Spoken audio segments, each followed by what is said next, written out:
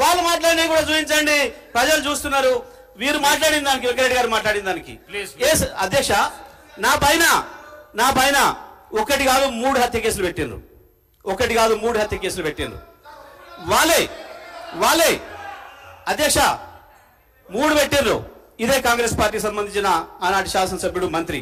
అయినా మూడిట్లో కోర్టు నిర్దోషిగా తేల్చింది.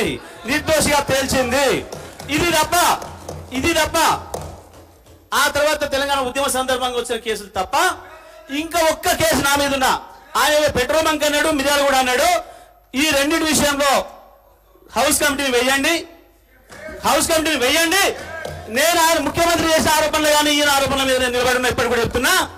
వాళ్ళు ఈయన చెప్పిన రెండిట్లో ఒక్కటి లేకపోయినా నేను ఇక్కడ ఉన్నా, ఒక్కటి నిరూపితమైన ఇక్కడి నుంచి అక్కడికి మీ టేబుల్ దనక ముక్కు నేలకు రేసి రాజీనామా చేస్తే వాళ్ళిద్దరు కూడా పనిచేయాలి. ముఖ్యమంత్రి అండ్ కోమటిరెడ్డి వెంకరెడ్డి ఇద్దరు కూడా పనిచేయాలి. హౌస్ కమిటీ వేయండి, మొత్తాన్ని కలిసి తొలగించండి. నేను చెప్తాను, దయచేసి ఇది మంచి పద్ధతి కాదు. అధ్యక్ష, నేను మాట్లాడిన మాటలో దయచేసి మరి మీ వాళ్ళు ఎంతవరకు చూపించారో మాకు తెలియదు, మా అన్ని కట్ చేస్తున్నారు ఓకే, కానీ నేను చూపించింది కనుక బయట మొత్తం ప్రజలకు చూస్తే నేను మాట్లాడిన దాంట్లో ఒక అక్షరం ఎక్కడైనా తప్పుందా? ఎందుకు ముఖ్యమంత్రి భుజాలు నడుపుకున్నాడు అంత ఆవేశంగా ఉరుకొచ్చిండు బయట నుంచి?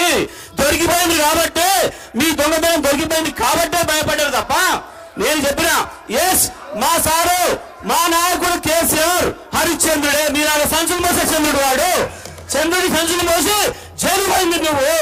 మా నాయకుడు హరిశ్చంద్రుడే.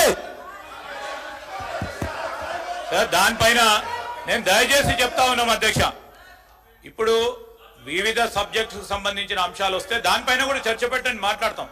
కానీ ఈ రోజు డిమాండ్ సంబంధించింది మరొకసారి గౌరవ సభ్యులను కోరుతా ఉన్నాం. మరొకసారి గవర్నమెంట్ పరంగా ఉన్న డిమాండ్స్ సంబంధించి వారి సహకారాన్ని కూడా కోరి చెప్తే మిగతా అంశాలపై సబ్జెక్ట్ వేరే మాట్లాడదాం అంటే వేరే రూపంలో రండి మాట్లాడదాం, దానిపైన కూడా చర్చ చేద్దాం. కానీ ఈ రోజు స్పెసిఫిక్ గా పవర్ కు సంబంధించి ఈ డిమాండ్ సంబంధించి ఫైనాన్స్ డిపార్ట్మెంట్ సంబంధించిన డిమాండ్స్ ఉన్నాయి. వారి ముందట ఉన్నప్పుడు సబ్జెక్ట్ మీ దగ్గర ఉంటే సబ్జెక్ట్ పరంగా మాట్లాడండి, సబ్జెక్ట్ లేదు ఇదే విధంగా మాట్లాడదాం అంటే మాట్లాడదాం. దయచేసి జగదీశ్వర్ రెడ్డి గారు ప్రసంగాలు వద్దు, సబ్జెక్టు మాట్లాడండి ప్లీజ్. సార్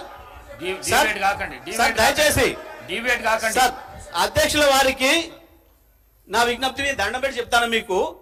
నేను మాట్లాడింది ఒక అక్షరం సబ్జెక్ట్ ఎక్కడైనా డిబేట్ అయిందా? ముఖ్యమంత్రి వచ్చే వరకు ఈ సభలోకి ముఖ్యమంత్రి వచ్చాక డిబేట్ చేసిండా? నేను డిబేట్ చేసినా? చూపించండి ప్రజలకు మొత్తం. నాది చూపించండి, ఆయన ఆవేశాన్ని చూపించండి, ఆయనకు తోడుగా తందానన్న ఈయన మాటను చూపించండి. మొత్తం రాష్ట్ర ప్రజలు చూస్తున్నారు. దయచేసి మొత్తం ప్రతి అక్షరం కూడా పోవాలి ప్రజలకని చెప్తా ఉన్నా. నేను విజ్ఞప్తి చేస్తా ఉన్నా అధ్యక్ష.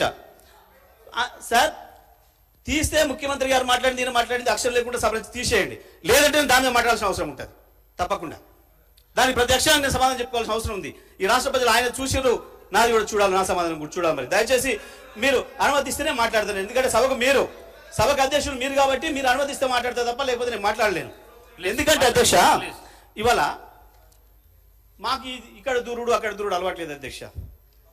ఈ ఇండియా బుల్స్ ఏందో అమెరికా బుల్స్ ఏందో, ఈ బుల్స్లలో దూరుడు, యాడ కమిషన్లు దొరికితే తిరుగుడు, ఇక్కడ ఎవరు బ్లాక్మెయిల్ చేసుడు మాకు తెలియదు అధ్యక్ష. ఆ ఇండియా ఎక్కడనో ఆ బుల్స్ ఎక్కడనో మాకు తెలియదు. వారే పట్టుకొచ్చారు, మరి వాళ్ళ దగ్గర వీరెందుకు పోయినరో దేనికి దొరికిందో బుల్స్ వీళ్ళకు అది ఆయనకే ఎరక అధ్యక్ష, సీఎం గారికి ఎరక. ఆ బుల్స్ ఎక్కడ ఉన్నాయో మాకు తెలియదు. ఈ బుల్స్ చోటికి మేము ఎప్పుడు పోం, మాకు అలవాటు లేదు అధ్యక్ష, మాకు అలవాటు లేదు. ఇక కేసీఆర్ గురించి మాట్లాడతారు. కేసీఆర్ కాలు గోడి సరిపోతారు అధ్యక్ష వీళ్ళు. తెలంగాణ శ్రీ కె వెంకటరామరెడ్డి గారు, శ్రీ కె వెంకటరామరెడ్డి గారు బీజేపీ, శ్రీ కె వెంకటరామరెడ్డి గారు, నేను ప్రసంగాలు చేయొద్దు అని చెప్పిన, చర్చ చేయమన్నా అయిపోయింది, అది క్లోజ్ అయిపోయింది. మళ్ళీ దాన్ని డిబేట్ చేయొద్దు అంటున్నా. నేను మళ్ళీ డిబేట్ చేయొద్దు, చర్చకు రండి అని చెప్తున్నా. చర్చ ఇచ్చిండు, సమాధానం ఇచ్చినాక కూడా మళ్ళీ ఎందుకు సభను గందరగోళపరచనికేనా? చర్చ మాట్లాడమనండి.